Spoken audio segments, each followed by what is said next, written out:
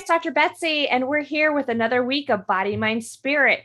I'm very excited to be talking with Jenny Cohen today, who has a program called Dance to Heal. But before we get into all the fun stuff she's doing, Jenny, I'd love to just get a little bit of information like about your background and how did you get into dancing?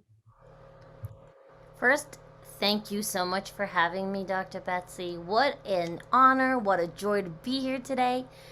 Okay, so down to the nitty gritty. How did I get into dance? Well, way back when I was a wee child. I'm kidding. I did really enjoy ballet when I was a child, but I really got into dance in college. Actually, high school. I just loved the way it made me feel. I felt so free. What happened is then I grew up, and we grow up back in I'm 53, so back in the olden days, before electricity, you weren't really allowed to consider a career in the arts. So I walked away from it and I became an occupational therapist. First, I got a degree in psychology, and then I transferred right into the Sergeant College at Boston University and got my master's. I worked for about 3 years, and then I went through in vitro for my beautiful, precious fraternal twins. During that time, I went a little bit constrained willies because two children by myself, and I started taking dance classes again and rediscovered my body. So that's how that kind of journey happened. I really loved my time outside. I found in the States it's called belly dance, even though in different countries it's called Racharki. There's also different versions and different branches from countries called Moroccan dance, Egyptian dance, Iraqi dance. I loved all of that. I found my body, I found my sensuality again. So I love that. But then I got breast cancer, and the that's really the only sound I could describe it. And during the treatment and the recovery, I continued with dance and made all the difference for me in terms of coming back. It was chemotherapy, then surgery, then radiation, and then another type of radiation, infusions, a total of about 18 months of treatment. And you lose track of your body. And I'm sure a lot of your guests might have experienced it, or even your listeners. I had very severe neuropathies, and I got deconditioned. And as an occupational therapist, I was doing all the right things. I was doing energy conservation, being realistic about what I could do and what I couldn't do. Unfortunately, I still felt really disconnected from my body. And quite frankly, I got very depressed. And dance was one of the few things that kept me present in the here and now, remembering I'm safe. I'm lucky. There's a cure for my cancer. That is, I'm thinking about like I grew up taking dance lessons myself too, and similar journey. And like at some point you just give it up. But now I'm thinking about maybe I need to start dancing again. But what point did you go, hey, wait, I'm onto something, and that dance can be used to help heal and help heal other people? I think I always knew. I always knew. I just never felt that I was the one to bring the message forward. I never felt I knew enough. I never understood how important it would be for me to read that. I've gotten so many messages. So to get woo woo on you just a little bit, That'd be great. right? I used to get readings. I got energy work during my chemotherapy. My family could not believe the difference between when I walked in and then after the Reiki energy by a master was done, and then how I walked out afterwards. Because chemotherapy, literally, right there, they're infusing you with chemicals that don't just go after the cancer. They go after everything, and there's no barrier. There's no, hey, little spy chemo, go after the cancer in Jenny's right breast and her lymph nodes. It went everywhere. So my body was devastated, and that energetic healing really helped me. I got readings from that master, and she would say, people are waiting for your message. And I would be like, nah, me? Yeah. And then I still love to learn, so I'm constantly learning from teachers, constantly certifying in Reiki, in yoga, and breath work. And I started incorporating that into my local dance classes, and people would tell me they felt better afterwards. That's my How long? cat playing. Sorry. And how long have you been teaching dance then? So we go literally, I think, okay, so this is a funny story. I never thought I was worthy of teaching dance. Does that theme sound familiar to you? Yeah, And so many people are there. Yeah. so when I first found belly dance, I wandered into the most advanced class of the teacher. So when we say advanced, that means complete improvisation. They were playing finger cymbals and freestyling around the room. And I walked in as a 35-year-old with 4-year-old twins, not having danced in like 2 years. And they're beautifully twirling around to this music I could barely understand. Fast forward 2 years later, the teacher was like, I had to go on vacation. I need you to sub my class. Yes, teacher. And that's how I started teaching. And then I wandered into another dance class. I thought it was modern. It was hip hop. I'm in my 30s and I'm taking hip hop with 16-year-olds, keeping up, I have to say. And the teacher eventually kept me in her advanced class, and then the school offered me a teaching position to teach their 10 and 12-year-olds hip hop. So that's kind of how that it was always the universe going, Jenny, go through this door. Okay, wait, that's not the class I came in for. This is where you belong, though.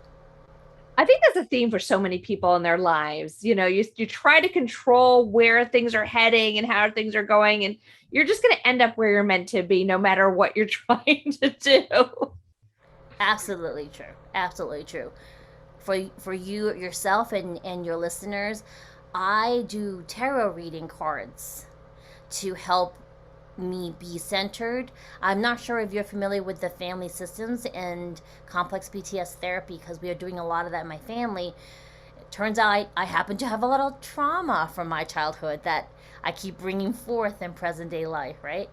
And the tarot cards help me interpret when I'm triggered and when I'm not in my present self, and how I can calm down those parts of me that are inflamed. And I feel my feelings of hopelessness, not being safe, which is really not healthy. It's not a healthy frame of mind to be in. It's something that I bring up time and time again, and kind of is the name of this show is Body, Mind, Spirit. Is, as a physician, I've always been trained to treat the body, and there's really only so much that I can do for people's bodies. That if you don't take care of the mind and the spirit, you can do everything you want to the body, it's not going to get better. That you have to have that balance. And I think especially when I found out that you did this, this dance and the dance therapy, I'm like, wow, that's something I really haven't thought about.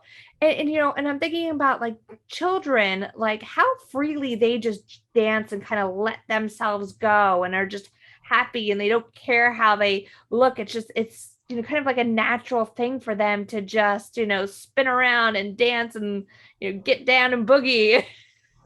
So That's so true. I was never encouraged to play as a child.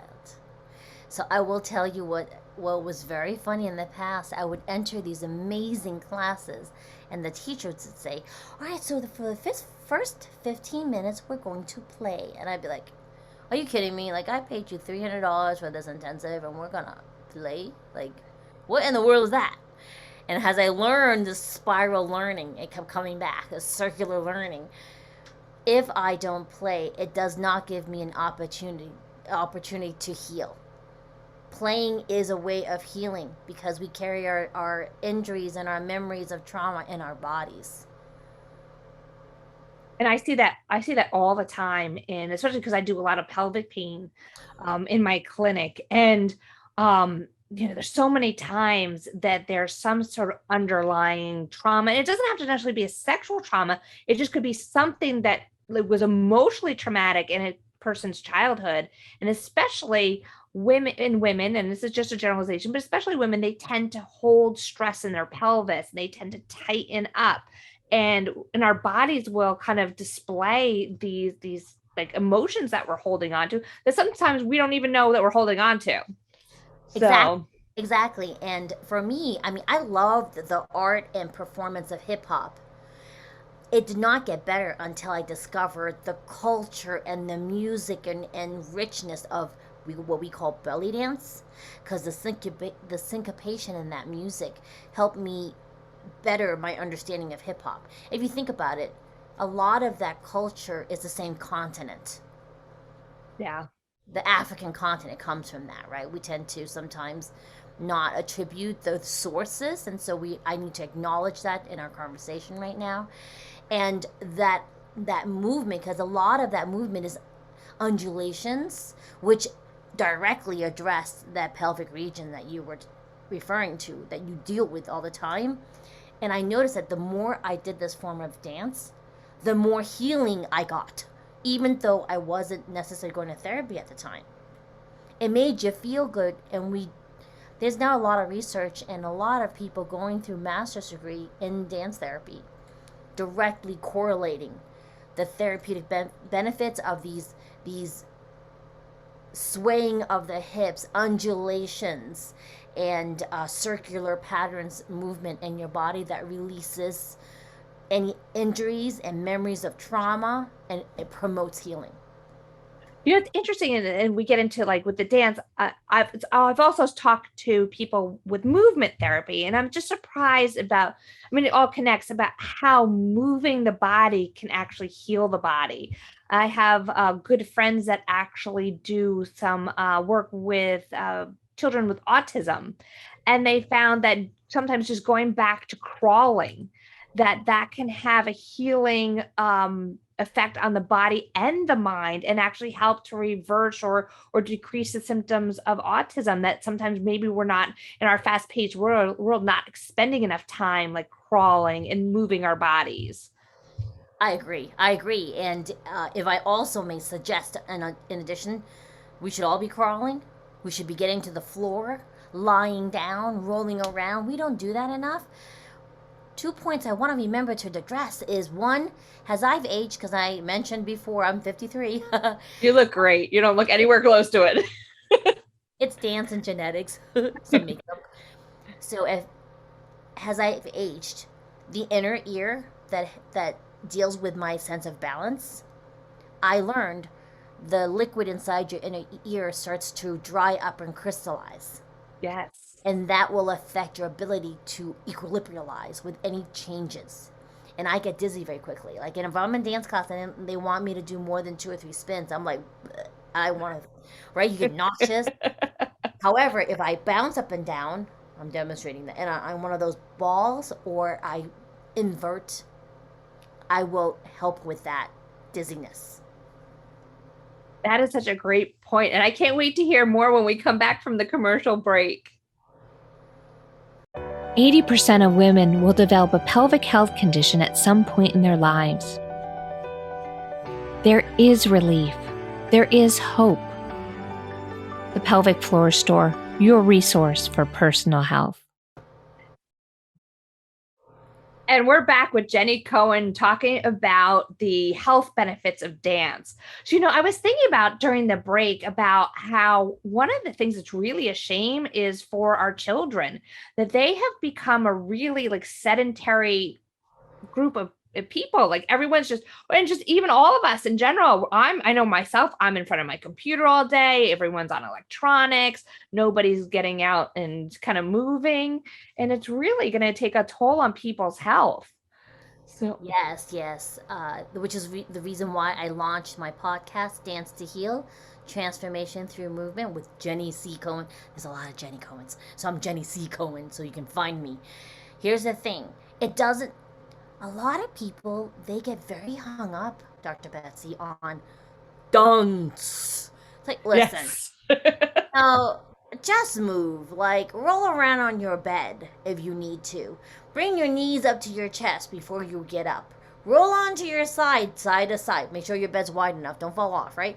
And kind of do like a what is it? A snow angel in your bed. Get some exercise. Get the blood flowing. I strongly suggest our listeners Set your alarm so it plays music, so that's the first thing you hear. Because our body are about what, 90% water? We respond to sound waves. And the music will get you to want to move and respond and interpret what you're hearing. Or if that get a lot of people are like, I don't want to dance first thing in the morning. Fine. Listen to your breath and move to your inhalation and exhalation. Or the sound of, I have a lot of cats, so they're always purring. So I'll do like a little vibration to myself, stimulate my inner ear, like I was saying before the break, to their purring, or even the sound of raindrops. Those little vibrations, we need that stimulation. The other thing I wanted to remember to address was the crossing of midline. So in terms of anatomy, right? Our right side of the brain controls the left side of the brain controls the right side. And we need to constantly be crossing those pathways to keep us stimulated, right? Movement prevents dementia and aging. And we have to continually be stimulating the inner ear. Inverting, you can do things like you're standing in front of a chair and just lightly put your forearms on the chair. So you don't have to do that downward dog thing. I hate the downward dog thing for yoga, but it's very important to do to invert, right? To get your inner ear used to being a little bit upside down, but some people don't have that flexibility in the back of their legs. So if you stand in front of a higher chair that's propped up against a wall, so it doesn't shift, and then you stand far enough, you put your hands on the sides, and then walk gently far enough away where you can put your forearms down, and then gently rest your top of your head on that chair. Then you'll have that motion of your head being upside down, right? Versus when I was having my stomach virus and hanging my head upside down, that way. That's not the fun way to do it. But the crossing of midline, when I was doing Polynesian dance classes, I told you I learned everything. And they do the poi where you have this round object that was attached to a longer string, and there's a handle, and you're doing these circular spins. And this inward spin and the outward spin makes your hands cross midline. There's a woman by the name of Donna Eden Medicine. I'm sure you've heard of her, Dr. Betsy. Yeah, I have heard of her. Yeah, her daughter, I know from the belly dance world, but she has two beautiful daughters, and they've been going just wonderfully global with teaching people about energy medicine and crossing midline and ways to move that help us feel safe. We are in a pandemic, unfortunately, and a lot of us are empaths. Most of us are empaths. We're human. You try very hard not to feel the pain of the world, but we do, yeah? And there's ways we have to find to release that energy so we can still go forth and do what we need to do. Everyone, listener, you play an important part in this world. So you need to find ways to make yourself strong enough to pour out, right? But if you don't feel you're well, there's nothing. You can't even be nice to the person next to you in traffic, right? You can't even smile at them, like, right? So we have to find ways to release the energy, crossing the midline, dancing to movement. I like to, in my podcast, we just had the first one, the beginning of this month, and I had my son doing a 3-minute demonstration video. So you understand, Dr. Betsy, my son is a 22-year-old University of Utah ballet major. So I had him sitting in this very area, showing people what it means to just let music move you in any way. So there's different frames of him doing just neck rolls and some simple arm movements, yeah? And this was all it takes to center you to the present moment. And we need to do that. I always have to remind myself, I'm safe. I'm safe. You are safe. Dr. Betsy is safe. Our producer is safe. We're all safe, but how do we make sure we remember that? Move and breathe. In the nose for 4, pause. Out the nose for 4, pause. Tune into your 5 senses, right? So may I share that exercise with you? Yes, that would be great. Thank you. So this is one thing that I do before I take my performances, before I compete.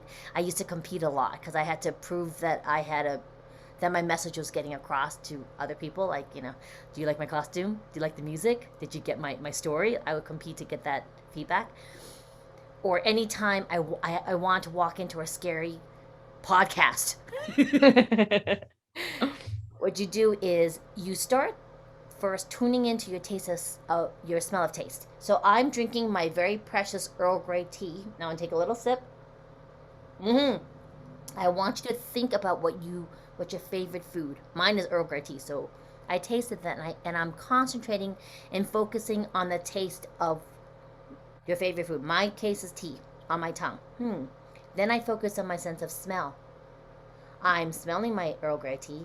I'm focusing on the taste of my tea.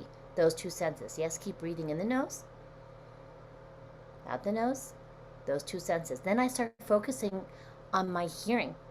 So the sound of my voice. I have a filter. Traffic going by. Go back to the taste in your mouth. Your smell. What do you hear? Now I'm going to add sensation.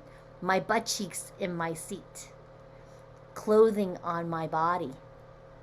My hair's pulled up. I feel that. My earrings in my ear. Go back to your tongue, your taste, your smell. Hearing what's around you in the room. Your feet on the floor. And lastly, you might want to focus on any object in the room. Here's the thing. When we focus on eyes, we lose all your four other senses. So hold on to your taste, your smell, hearing, your sensation, your feeling, and your sight. Now keep holding, being aware of all those five senses as you take a breath in. And then exhale. One more time. Inhale. 1, 2, 3, 4. Exhale. 4, 3, 2, 1. You feel more centered? I just feel so much calmer and like chill. And it's funny because I tell people to do this stuff all the time and I forget to do it myself. So that's not any good. Yes. So, and when I was thinking about, the dance, I was going to ask you, how would you, I mean, it sounds like people, if they're just starting, should just be doing any kind of movement. But then if they want to like up their game and do some more actual dance, how would you recommend that they get involved in that? Okay. It has to do with where that person, where they're starting at. Okay, Dr. Betsy. So let's say I originally set up my wellness program that's going to launch soon for breast cancer survivors, and it had to do with you're usually very deconditioned, but most of us are deconditioned. It's like we were diagnosed with coronavirus. Walking with music and tuning into your five senses. There's certain skills I can't hit, but I hit them very well when I'm naked after my shower. So I'll be playing my favorite pop song, and I'll try some fun. Be careful of the shower. Don't dance in the shower. It's very slippery. So that's a safety precaution, people. But once you're all dry and you have privacy, move around and feel the freedom of that being totally naked. Move through the space. If that rocks your boat and you want more, start setting the timer for yourself where you play 3 of your favorite songs. Once a day. Twice a day. 3 times a day. So now you're looking at 15, 20, 30 minutes of exercise you're getting in. There are a lot of cardio dance classes available for free on YouTube. There is WERQ, which I'm certified in. It's like a hip-hoppy pop dance, and they dance to the verses, and then the chorus is repeat. Very easy to follow. You don't have to have dance training. If you want to get technically fancy, go on TikTok, Instagram Reels, and they have instructions on these fun dances that will keep you moving and dancing. And lastly, if you want more formal instruction, online classes have exploded during this time. Sign up and find a teacher that makes you feel comfortable and happy, and then they will refer you out. I think that's great. And that's the one thing that's wonderful is unfortunately, the last year or so with being with quarantine, a lot of places have shut down, but people have shifted and pivoted. And so, yeah, opening up to online classes or finding things on YouTube. In particular, where can people find out more information about you and what you're doing? Yes, please find me on my website, Jenny C. Cohen, Cohen.com. That is the same brand that I made so that everyone can find me on there. I'm Jenny C. Cohen on Facebook, Instagram, TikTok, even Twitter if you want to tweet with me there. I just got on TikTok, so I'm going to have to go find you on TikTok. Find I'm me. just getting used to the whole TikTok thing. Yes, and we can get lost. I get lost on it because of just the beautiful creativity and how they make me forget. Do you guys ever go on and watch those C dramas or the K dramas on Netflix? No, I don't know what that is. So they're like Korean dramas or Chinese dramas, and they're just really really elaborate costumed um, uh, shows where it's just like soap operas. And what I like is when they have the happy endings, and but there's got to be all this challenges and travails, but they always end up together, and that's my brain candy. Yeah. TikTok, that you lose track of time and you can disassociate safely and then turn off your app and then come back to the real world. Yeah. Oh yeah, definitely. And you can learn some fun dance moves too. Yes. Oh, and also if dance isn't for you, I would really recommend yoga flows and also Tai Chi. My Mm. mom does well, not to get back to dance again. My mom teaches a Tai Chi dance based out of Boston, and they're non for profit out there. But mostly you can do Tai Chi movement, which is not dance related, but it's very therapeutic.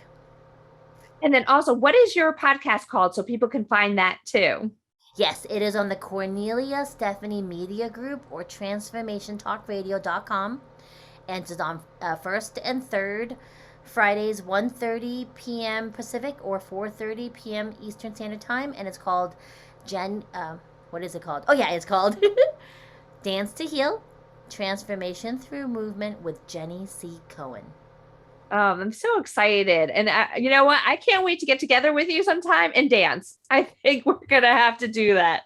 So, Everybody, yeah, Dr. Betsy's real. She's going to do a reel with me. I know. Or WYTV7 is going to have to host a dance party. That's what we're going to have to do. So, I have an awesome playlist. So, yeah. So we will do that. So I want to see everybody getting up and dancing, even if it's just for a little bit every day. And I want to thank you again, Jenny, for being with us. Remember, please check out Jenny's information. Also, for more information, take a look at my website at drbetsygreenleaf.com. And I want to remind our listeners and viewers that if you enjoy today's programming, please check out WYTV7.org and look at all the wonderful things that we're doing in the community. And please feel free to donate so that we can keep bringing you wonderful programming like this, and also so we can contribute more to our community and our different activities that we support.